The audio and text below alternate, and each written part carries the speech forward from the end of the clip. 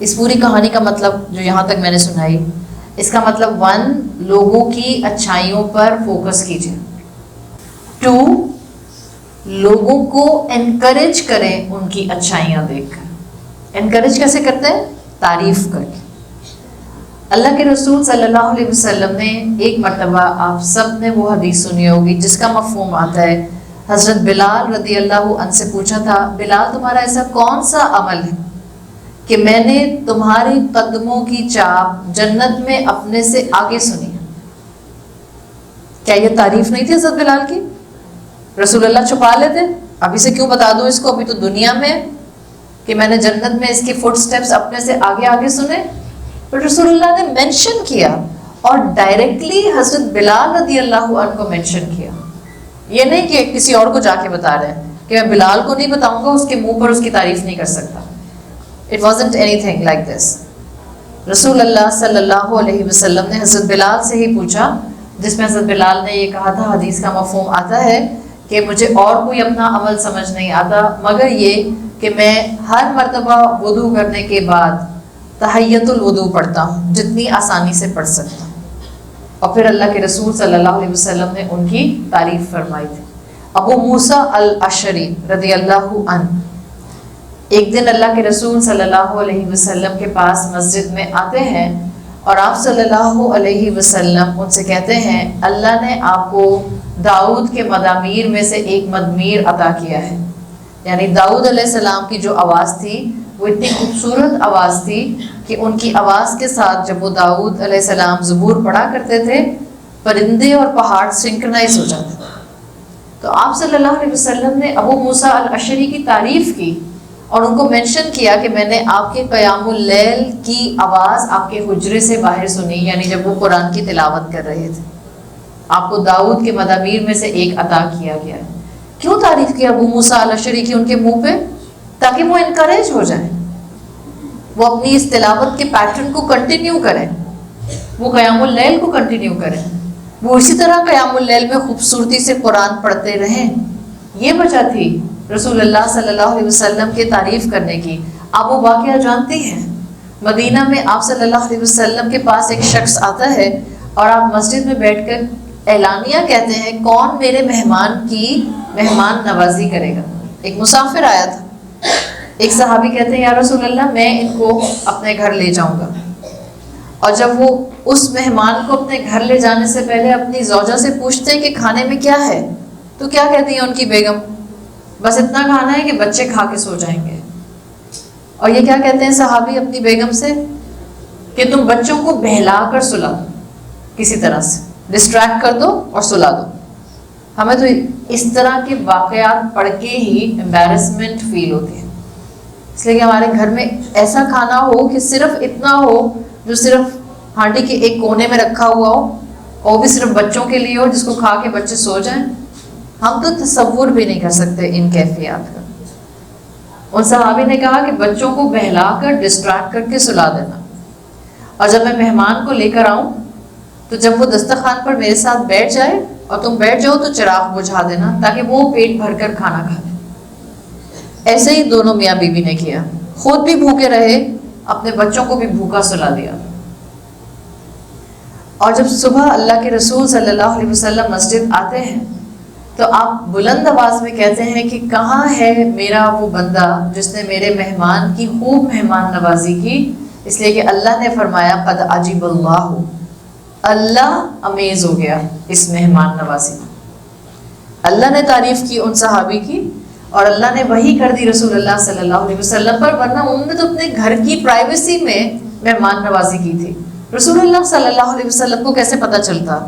اللہ کی طرف سے وحی آئی تھی، اور اس تعریف کو جو اللہ کی طرف سے کی گئی تھی، رسول اللہ صلی اللہ علیہ وسلم کی زبان مبارک سے سب کے سامنے، ان صحابی کے سامنے اس کو رکھ دیا گیا۔ یہ وہ کیفیات ہیں جو آپ کو بتا رہی ہیں کہ تعریف کی جاتی ہے۔ جب آپ کسی کی تعریف کرتے ہیں وہ انکریج ہو جاتا ہے۔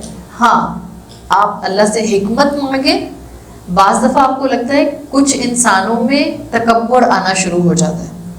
اگر آپ کو لگتا ہے کہ آپ کی تعریف کرنے سے کسی انسان کا تکبر بڑھ سکتا ہے، اس پر خاموش رہیں۔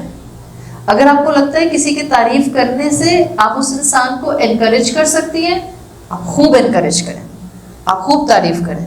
مثال کے طور پر آپ کو معلوم ہے آپ کا بچہ صحیح طرح سے نماز نہیں پڑھتا، تیز نماز پڑھتا ہے، یا نماز میں ڈنڈی مارتا ہے، یا اسکپ کر دیتا ہے نمازیں، آپ کو معلوم ہے.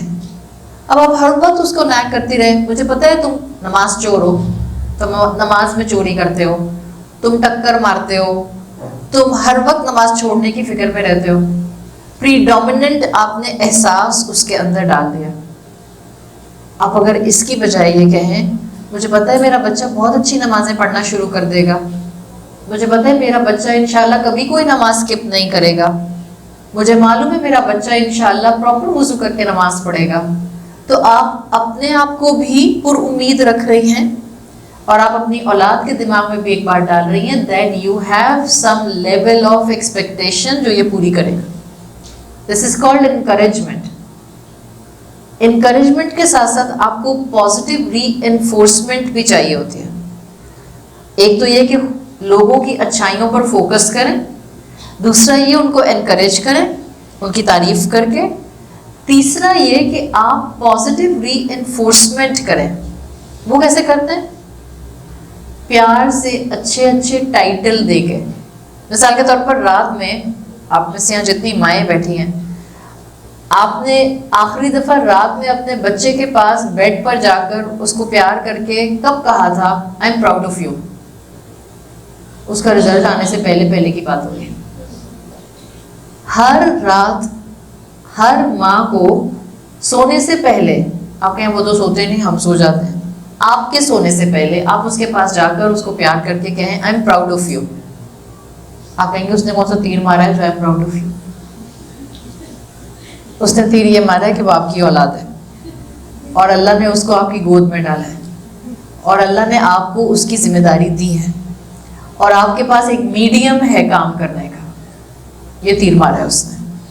تو بیسیکلی جب آپ اس کو کہتے ہیں آئی ایم پراؤڈ آف یو، آپ اللہ کا شکر ادا کر رہے ہوتے اور آپ اس انسان کے اندر جو آپ کا بچہ ہے اس میں پازیٹیو ری انفورسمنٹ کر رہی ہوتے ہیں. اس وقت میں یہ بات نہیں کر رہی کہ آپ 5 سال کے بچے کو ایسا کہیں گے اور 25 سال کے بچے کو ایسا نہیں کہیں گے. کسی بھی ایج کا بچہ آپ کی اولاد ہے، آپ تو ماں ہی ہے نا، کتنا بھی وہ بڑا ہو جائے. آپ کا بچہ 40 سال کا بھی ہے تب بھی آپ کا بچہ ہے.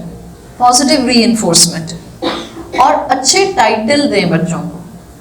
یہ موٹو چھوٹو کالو یہ نمبر ٹائٹل نہیں دیں، اس طرح کے اچھے ٹائٹل دیں. رسول اللہ صلی اللہ علیہ وسلم نے اپنے صحابہ کو بہترین خطاب دیے ہیں. آپ نے کہا سب سے بڑھ کر رحمت کرنے والا میری امت میں ابو بکر، سب سے زیادہ رحمت کرنے والے، افضل رحمتی، رحمت کے اندر بہترین ابو بکر. پھر اشدہم، جو ان کے اندر اسٹرانگسٹ ہیں وہ عمر ہیں. یہ پازیٹیو ری انفورسمنٹ. آپ کہتے رہے ایک انسان کو تم بہت بہادر ہو، تم بہت بہادر ہو، الٹیمیٹلی وہ انسان بہادر ہو جائے گا. معلوم ہے آپ کو؟ آپ ایک انسان کو کہتے رہے تم نہایت احمق ہو، تم نہایت احمق ہو، وقت کے ساتھ ساتھ وہ انسان صرف حماقتیں کرے گا. انسان اللہ نے ایسی مخلوق بنائی ہے، آپ اس کو جس ڈائریکشن پر چلاتے ہیں یہ اس ڈائریکشن پر چلتا ہے. یہ اس کی صلاحیت بھی ہے، یہ اس کی ویکنس بھی ہے. That is all your strength. آپ سب یہاں کیوں آ کر بیٹھی ہیں؟ ایک آپ کا مائنڈ سیٹ تھا. اس علاقے میں اگر ہم عورتوں کے اسٹیٹسٹکس نکالیں، قریب کے گھروں میں کتنی عورتیں ہیں اور کتنی اپنے پیروں پہ چل سکتی ہیں اور کتنوں کے پاس فرصت ہے اور کتنی یہاں آ سکتی تھیں، آپ مٹھی بھر ہیں ان میں سے. یہاں تو بہت ساری عورتیں ہوں گی، آپ مٹھی بھر ہیں. آپ یہاں کے کیوں بیٹھے ہیں؟ Because you are hand picked by your رب. آپ نے اپنے لیے ایک راستہ چنا، خود چنا، اور پھر آپ کا ذہن اس راستے کے مطابق بنتا گیا. اب آپ کا خود دل چاہتا ہے کہ جہاں اللہ کی بات ہو آپ وہاں پہنچ جائیں. یہ وہ طریقہ کار ہے جو بتاتا ہے انسانی دماغ جس راستے پر ڈالا جاتا ہے اس راستے پر آگے بڑھنا شروع کر دیتا ہے. کیا فیشن ہمارے ساتھ برین واشنگ کا معاملہ نہیں کرتا؟ فیشن کہتا ہے سلیوز غائب، تو سلیوز غائب ہو جاتی ہیں. فیشن کہتا ہے قمیض چھوٹی، قمیض چھوٹی. فیشن ایک دم سے کہتا ہے قمیض لمبی، تو بالکل پیروں میں پڑی ہوئی ہے. آپ خود حیران ہو جاتے ہیں کہ آپ پچھلے سال کے کپڑے ضائع. فیشن بھی آپ کو برین واش کرتا ہے. It's not about the brainwashing, it's about your utilization in your own hands. آپ نے اپنے آپ کو کہاں آگے بڑھنے کی کوشش اور صلاحیت دی ہوئی ہے. اسلام آپ کو پازیٹیو ری انفورسمنٹ سکھاتا ہے. اپنی اولادوں سے کتنا بھی نا امید ہو جائیں، please don't forget to do positive reinforcement. امید اچھی رکھیں. اسی طرح اپنے آس پاس انسانوں سے امید اچھی رکھیں. آپ کہیں میں نے ایک انسان کو 25 سال آزما لیا، مجھے کوئی اچھی امید نہیں ہے. آپ اس انسان سے نہیں نا امید ہو رہے ہیں، آپ اللہ سے نا امید ہو رہے ہیں. پازیٹیو ری انفورسمنٹ نہیں ہے. کیا ہمارا مزاج یہ نہیں ہے کہ جب ہماری کوئی دعا قبول نہیں ہوتی، مثال کے طور پر آپ نے ایک دعا قبول مانگنی شروع کی، آج پورا رمضان آپ ڈیسپریٹلی وہ دعا مانگتی رہیں، پورا شوال آپ ڈیسپریٹلی وہ دعا مانگتی رہیں، نہیں قبول ہوئی. 6 مہینے گزر گئے، نہیں قبول ہوئی. اگلا سال آ گیا، نہیں قبول ہوئی. What is human tendency? میں اگلے سال بھی آج کی تاریخ میں اسی انٹینسٹی سے دعا مانگتی رہوں گی؟ نہیں، میری کیفیت کمزور ہو جائے گی دعا مانگنے کی. فرض کریں جو آپ بہت شدت سے مانگ رہی تھیں، سال بعد بھی نہیں ملا، 2 سال گزر گئے، اب بھی نہیں ملا. اب شاید آپ کبھی کبھار وہ دعا کر لیں گی، یا کریں گی بھی تو بہت کم پرسنٹیج میں. سمجھیں آپ کی وہ دعا 10 سال تک قبول نہیں ہوئی. زیادہ تر چانسز کیا ہیں؟ ہم دعا مانگتے رہیں گے یا چھوڑ دیں گے؟ چھوڑ دیں گے. Where is positive reinforcement? مومن تو ایسا نہیں ہوتا. ایوب علیہ السلام کو جانتے ہیں؟ ایوب علیہ السلام کو اللہ تعالیٰ نے ایک سکن ڈیزیز سے آزمایا تھا. کتنے سال ان کو وہ بیماری رہی تھی؟ 18 ایئرس، 18 سال. 18 سال وہ اللہ سے کہتے رہے انی مسنی الضر وانت ارحم الراحمین. وہ تو نا امید نہیں ہوئے، اب تو موت اسی میں آئے گی، کیا فائدہ دعا مانگنے کا، ٹھیک تو ہوتا نہیں ہوں، کیا فائدہ دعا مانگنے کا، شفا تو ملتی نہیں ہے، بیکار ہے میرا بار بار اس سے گڑ گڑانا. یہ ہم ہیں، وہ نہیں تھے. انہوں نے تو وہ کیا جو اللہ انسانوں کو سکھانا چاہتا تھا. جب آپ کوئی چیز اپنے لیے گڑ گڑا کر مانگ رہی ہیں اور وہ شریعت کے دائرے میں ہے اور وہ ہیومن فینومینا اور نیچرل فینومینا کے دائرے میں ہے، تو مانگتی رہیں، مانگتی رہیں. آپ کو یقین نہیں ہے کہ وہ رب دے سکتا ہے؟ آپ کہتی ہیں ہاں یقین. تو پھر آپ کو یقین نہیں ہے کہ اس کی ٹائمنگز اپنی ہوتی ہے؟ ٹائمنگز بھی اپنی ہوتی ہے. پھر مانگنا کیوں چھوڑ دیتے ہیں؟ ہم مانیں یا نہ مانیں، ہمارا اللہ سے حسن و ظن کم ہونے لگ جاتا ہے اس دعا کے معاملے میں. باقی جگہ رہتا ہوگا، اس جگہ کم ہونے لگ جاتا ہے. اگر آپ جو مانگ رہے ہیں وہ شریعت کے دائرے میں ہے، نیچرل ورلڈلی پرسپشن کے اندر جائز ہے، تو مانگتی رہیں. اللہ اس کو الٹیمیٹلی آپ کے لیے خیر بنا دے گا، یا اس جیسی یا اس سے بہتر کوئی چیز دے دے گا، یا آخرت کے لیے آپ کا اجر محفوظ کر دے گا. مومن ہمیشہ پازیٹیو ری انفورسمنٹ پر فوکس کرتا ہے. اب بات یہ آتی ہے کہ ہم نے یہ سمجھ لیا کہ مومن شہد کی مکھی کی طرح ہوتا ہے، اچھائیوں پر فوکس کرتا ہے، اچھائیوں پر فوکس کر کے ان اچھائیوں کی تعریف یا ہائی لائٹ کرتا ہے. اسی طرح سے مومن اس پازیٹیوٹی کو ری انفورس کرتا ہے، اچھے القابات دے کر، اچھے ٹائٹل دے کر، اچھے طریقے سے بات کر کے. یہ جو عورتوں میں بعض اوقات عادت ہوتی ہے، مجھے امید ہے کہ قرآن سے جڑی ہوئی عورتوں میں نہیں رہتی، جو اکثر عورتوں میں عادت ہوتی ہے، جب کوئی مہمان اٹھ کر جاتا ہے اس کے بعد الٹے سیدھے ٹائٹلز دے کر اپنی اولاد کے سامنے ان کا تذکرہ کرتے ہیں. آپ اپنی اولادوں کو ہاؤس فلائی بنا رہی ہیں ہنی بیز کی بجائے.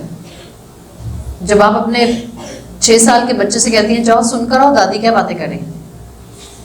آپ ان کو مکھی بنا رہی ہیں، ہاؤس فلائی، ہنی بی کے مقابلے میں. ہم نے تو ان کو سکھایا کہ کس طرح سے ٹو لگائی جاتی ہے، کیسے کسی کی برائی پر فوکس کیا جاتا ہے. ظاہر بات ہے دادی جو بات میری ماں کے سامنے نہیں کہہ سکتی اگر میں بچہ ہوں، اس کا مطلب ہے دادی کی برائی ہے جو میری ماں نے مجھے سننے کے لیے بھیجی ہے. کیا سکھا رہے ہیں ہم اپنی اولادوں کو؟ قرآن پڑھنے والے ایسے نہیں ہو سکتے. قرآن پڑھنے والے اپنی اولاد کی تربیت ایسے نہیں کر سکتے. قرآن پڑھنے والوں کے مزاج ایسے نہیں ہو سکتے. They have to transform themselves. وہ بدل لیتے ہیں اپنے آپ کو. رسول اللہ صلی اللہ علیہ وسلم نے اس دنیا کی زندگی کو گزارنے کا ہر طریقہ سکھایا. آپ کہتی ہیں کہ کبھی کبھی کسی کی برائی اتنی زیادہ پرومیننٹ ہو جاتی ہے کہ وہاں اس کی اچھائی کی نہیں جا سکتی، اور اس کو اس برائی پر آگاہ کرنا بھی ضروری ہوتا ہے. بہت اچھی بات ہے، بالکل لوگوں کو ان کی خرابی پر آگاہ کیجیے، بٹ لرن دس حکمت فرام رسول اللہ صلی اللہ علیہ وسلم. اللہ کے رسول سے سیکھیں کہ اصلاح کیسے کی جاتی ہے. حضرت ابو ذر غفاری کا ایک مرتبہ حضرت بلال سے انکاؤنٹر ہو گیا تھا، بحث مباحثہ ہو گیا تھا. حضرت ابو ذر خود رسول اللہ صلی اللہ علیہ وسلم کے پاس اپنے جھگڑے کی شکایت لے کر آئے. حضرت ابو ذر نے حضرت بلال کو کہا تھا سن آف اے بلیک وومن، کالی عورت کا، افریقن عورت کا بچہ، سن آف اے بلیک وومن. اس پر آپس میں دونوں کی انبن ہو گئی تھی.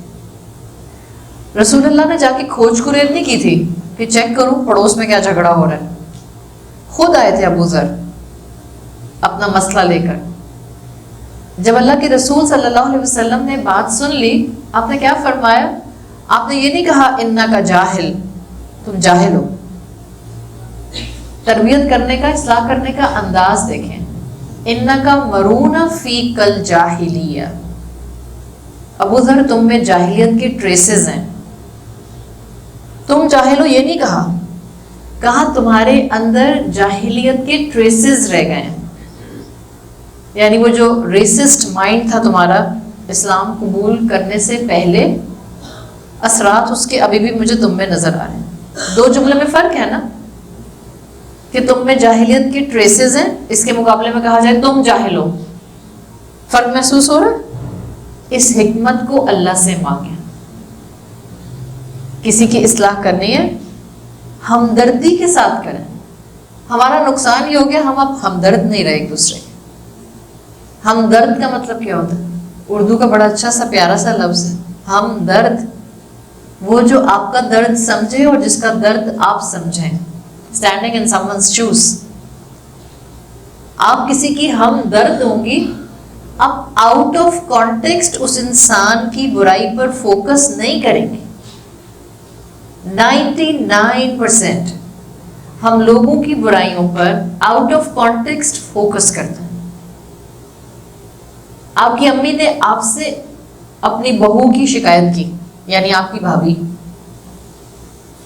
آپ کو سارا معاملہ معلوم ہی نہیں ہے، اپنی بھابھی کی سائیڈ آپ نے سنی ہی نہیں، صرف ماں کی کہانی سنی ہے. آؤٹ آف کانٹیکسٹ آپ کو بھابھی بری لگنے لگ جائے گی. کیوں؟ اس لیے کہ اس نے میری ماں کے ساتھ بدتمیزی کی، جبکہ آپ کو یہ نہیں پتا کہ آپ کی ماں نے رتبے میں بڑا ہونے کے باوجود کتنی مرتبہ اس کی انسلٹ کی تھی. جب آپ کسی کی برائی پر فوکس کرتے ہیں، آپ آؤٹ آف کانٹیکسٹ اس انسان کی برائی پر اپنا فوکس کرتے ہیں. اور اگر ایک دفعہ کسی انسان کی برائی پر فوکس ہو جائے، یہ میں آپ کو بتا دوں، آپ اس کی ڈومیننٹ اچھی کوالٹیز کو بھی اگنور کرتے ہیں. ایسا ہوتا ہے نہیں؟ اپنے ان رشتوں کو دماغ میں لے آئیں جن سے آپ کی کیمسٹری نہیں ملتی ہے. اگر کسی انسان سے آپ کی اب کیمسٹری نہیں ملتی اور وہ فیکٹر درمیان میں ختم بھی ہو گیا جس کی وجہ سے نہیں ملتی تھی، اب بھی وہ انسان آپ کو اچھا نہیں لگے گا، چاہے اس میں 10,000 اچھائیاں آ جائیں. کیوں؟ اس لیے کہ آج بھی آپ کا فوکس اس مکھی کی طرح اس انسان کی اس برائی پر ہے. یہی پرابلم ہے ہمارا. ہم انسانوں کی برائیوں پر فوکس رکھتے ہیں. کبھی محبت کیا آپ نے کسی سے؟ کبھی سنا ہے آپ نے محبت اندھی ہوتی ہے؟ سنا ہے نا؟ نہیں، ہر دفعہ اندھی نہیں ہوتی ہے الحمدللہ، لیکن بعض اوقات آپ کو محبت میں اندھا ہونا پڑتا ہے. It's required. اگر آپ رشتہ نبھانا چاہتے ہیں تو پھر آپ لوگوں کی اچھائیوں پر فوکس کرنا چاہتے ہیں، ورنہ رشتے نہیں نبھتے. ہم فرشتے نہیں ہیں، ہم میں سے کوئی پرفیکٹ نہیں ہے. اگر آپ کو احسن الناس بننا ہے تو جو آپ کے بہت قریبی ہیں، جن سے آپ کو محبت کا دعویٰ ہے، ان کی اچھائیوں پر فوکس کریں، ان کی برائیوں سے اندھے ہو جائیں. آپ کے شوہر ہیں آپ کے سامنے، کسی کا شوہر بھی فرشتہ نہیں ہے، پر اگر آپ اپنے شوہر کی برائی پر فوکس کرنا شروع کر دیں، جبکہ آپ کو معلوم ہے کہ آپ ایک ہی چھت میں ایک ہی کمرے میں رہتے ہیں، آپ کو دن رات ان کی خامی پن پوائنٹ کرے گی. آپ کا پورا فوکس ان کی خامی پر ہوگا، آپ کو ان کی کوئی اچھائی نظر نہیں آئے گی. وہ بیچارہ مسکرا کے بات کر رہا ہوگا، آپ کو تب بھی آگ لگی ہوگی، بیکاز آپ کا فوکس ان کی برائی پر ہے. یہ ہے مسئلہ. محبتیں بعض اوقات ریکوائرمنٹ مانگتی ہیں کہ آپ اپنے قریبی رشتوں کی برائیوں سے اندھے ہو جائیں. دعا کریں ان کے حق میں، اس لیے کہ ہم شوہروں کی تربیت نہیں کر سکتے ہیں. رتبے میں بھی بڑا ہے اور قوام بھی بنا دیا اللہ نے. آپ اس کے حق میں دعا کر سکتے ہیں، آپ پیار محبت سے کوئی اچھی بات کہہ سکتے ہیں، بٹ آپ اس کی تربیت نہیں کر سکتے، اس لیے کہ جس کی تربیت کرنی ہوتی ہے اس کے پیچھے تو آپ کو بار بار پڑھنا پڑتا ہے، نصیحت کرنی پڑتی ہے. تو یاد رکھیں، اگر ہم چاہتے ہیں کہ ہم پازیٹیو ری انفورسمنٹ کے ساتھ رہیں تو ہمیں لوگوں کی اچھائیوں پر فوکس رکھنا ہے، لوگوں کو اچھائیوں کے ساتھ ہی اپنی زندگی کا حصہ بننے دینا ہے. ورنہ نہ گھر چلتے ہیں، نہ رشتے نبھتے ہیں، نہ آپ کو ذہنی سکون ملتا ہے. اللہ کے رسول صلی اللہ علیہ وسلم ایک مرتبہ حضرت عائشہ کو اصلاح کرتے ہوئے کیا کہتے ہیں؟ حضرت عائشہ نے اپنے ہاتھ کے اشارے سے صرف اور صرف اشارہ کیا تھا صفیہ کے قد کے بارے میں، حضرت صفیہ کے قد کے بارے میں، زبان سے کچھ نہیں کہا تھا. لیکن اللہ کے رسول صلی اللہ علیہ وسلم نے کیسی ان کی اصلاح کی؟ آپ صلی اللہ علیہ وسلم نے فرمایا کہ عائشہ تم نے ایسی کلمہ، جو حدیث کا لفظ آتا ہے لقد قلت کلمۃ، تم نے ایسا کلمہ کہا ہے کہ اگر وہ سمندر میں ڈال دیا جائے تو سمندر کا پانی مزید کڑوا ہو جائے. آپ صلی اللہ علیہ وسلم تھے، اللہ کے رسول، آپ کی زوجہ تھیں، آپ کی زوجہ تھیں، تمام مسلمان امت کی ماں، ان سے بڑھ کر تو کوئی نیک نہیں ہے. لیکن اللہ کے رسول نے ان کو تانا نہیں مارا، لو تم اتنی نیک عورت، تم کیسے غیبت کر سکتی ہو، یہ کیا کیا تم نے، ساری نیکیاں ضائع. یہ طریقہ تھا اللہ کے رسول صلی اللہ علیہ وسلم کا. صرف فوکس کرایا جو تم نے کہا یا جو تم نے کیا دس از دا رانگ ایکشن. پوری کی پوری حضرت عائشہ کو ابینڈن نہیں کر دیا. ان لائک اس، ہم کسی دین پہ چلتے ہوئے انسان کی کوئی کمی، کمزوری، خامی دیکھتے ہیں، ہم بجائے اس کے کہ صرف اس خامی پر فوکس کر کے یہ سمجھیں کہ اس انسان سے خطا ہو گئی ہے، ہم پورے انسان کو ابینڈن کر دیتے ہیں. ہم کہتے ہیں وہ لو جی میں تو غلط ہی سمجھی تھی ان کو. جب آپ کو کسی کی خامی نظر آئے، نہایت حکمت کے ساتھ، مناسب الفاظ میں، محبت کے ساتھ صرف اس اسپیسیفک پرابلم کو پن پوائنٹ کریں. اگر آپ اس اسپیسیفک پرابلم کو پن پوائنٹ کریں گی تو آپ انشاءاللہ اس انسان کی اصلاح کا ذریعہ بن جائیں گے. ایک آخری اس پوری گفتگو کا جو سنopsis ہے میں وہ ایک واقعے میں رکھ رہی ہوں. امام احمد بن حنبل ایک مرتبہ اپنے شاگردوں کے ساتھ اپنی علم کی محفل میں تھے. امام احمد بن حنبل وہ اسکالر ہیں، وہ مسلمان ہیں، وہ عالم ہیں جنہوں نے اللہ کے راستے پر نہ صرف علم کے میدان میں بہت بہترین شاندار کام کیے، امام احمد بن حنبل نے اس علم کے راستے اور دین کے راستے پر بڑی قربانیاں بھی دیں. ایک مرتبہ آپ اپنی اسی علم کی محفل میں تھے اور امام احمد بن حنبل کے لیے آتا ہے کہ ان کی ایک ایک محفل کے اندر 5-5 ہزار 4-4 ہزار لوگ ہوا کرتے تھے. اگر آپ مزید تفصیل پڑھیں تو آپ کو پتہ چلتا ہے اسٹوڈنٹس جو آپ سے حدیث پڑھتے تھے امام احمد بن حنبل سے، وہ اس 5,000 کے کراؤڈ میں 500-600 ہوتے تھے. باقی کون ہوتے تھے؟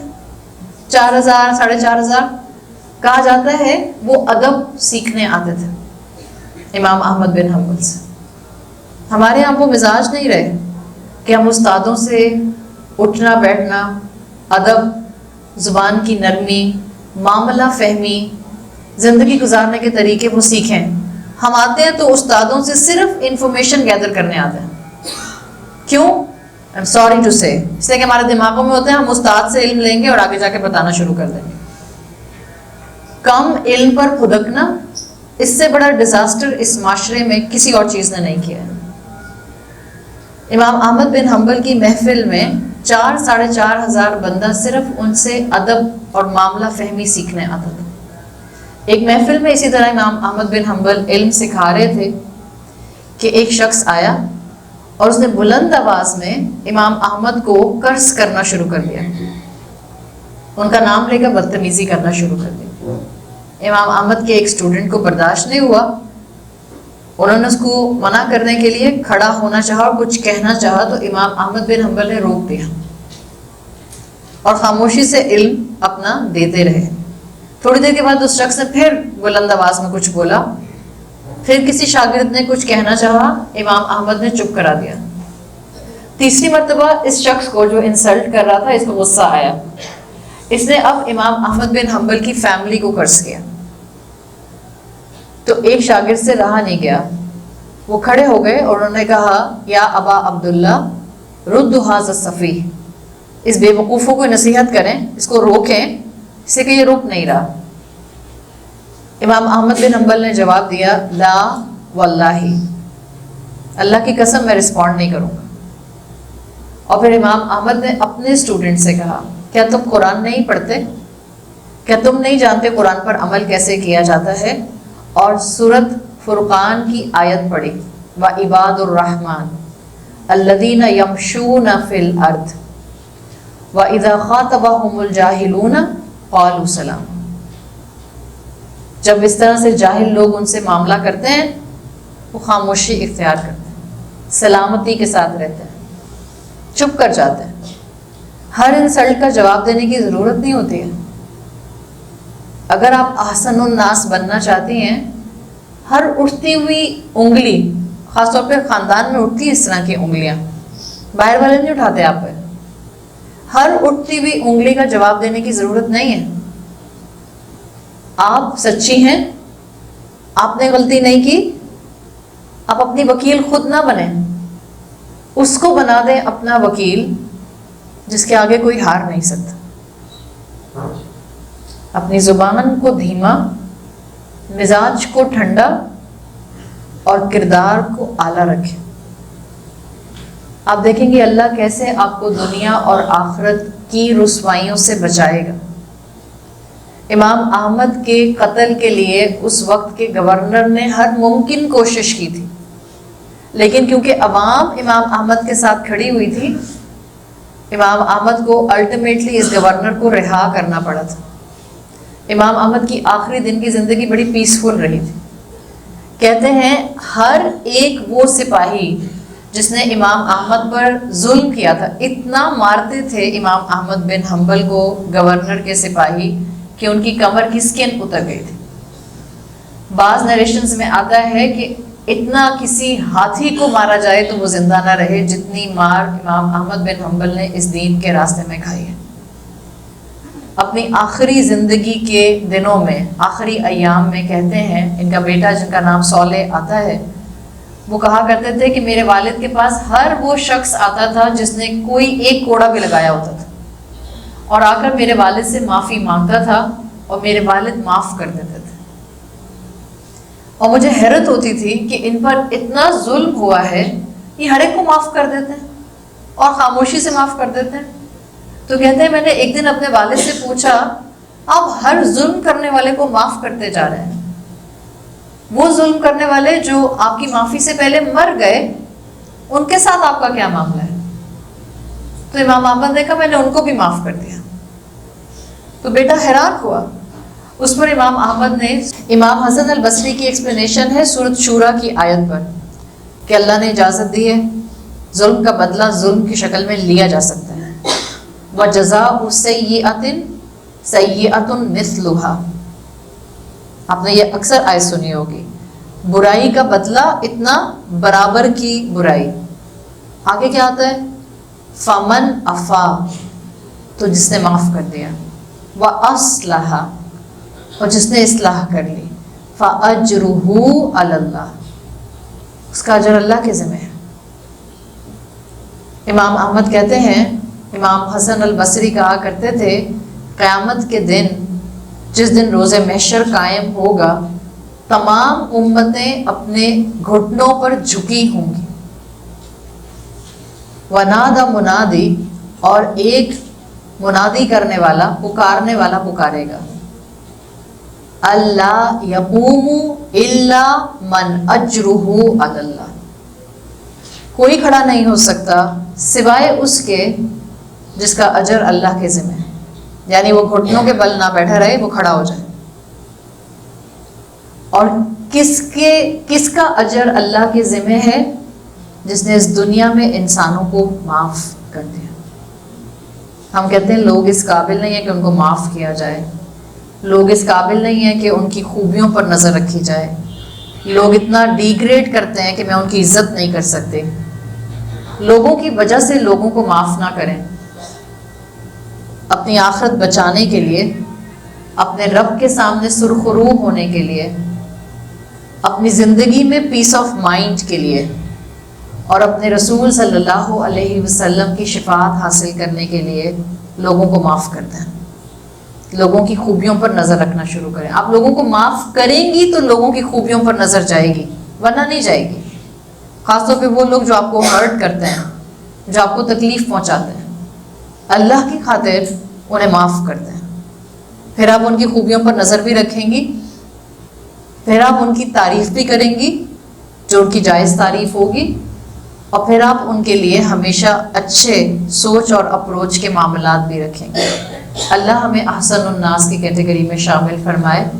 اللہ ہمیں رسول اللہ صلی اللہ علیہ وسلم کی حدیث کے مفہوم کے مطابق وہ تمام کوالٹیز عطا فرمائے جس کی بیسس پر رسول اللہ نے مومن کی مثال شہد کی مکھی کے ساتھ دی تھی. اللہ ہمارا اٹھنا، بیٹھنا، سونا، جاگنا، عبادت کرنا اور معاملات کرنا اپنی رضا کے مطابق کر دے. اللہ تمام بیماروں کو شفائے کلی عطا فرمائے. اللہ تمام حاضرین کی جائز دعائیں قبول فرمائے.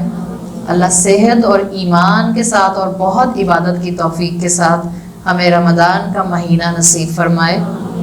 اور اللہ ہمیں اس مہینے سے باہر نہ نکالے مگر اس حال میں کہ ہماری مغفرت اور بخشش فرما دے. اللہ فلسطین کے مسلمانوں کی مشکلات دور فرمائے.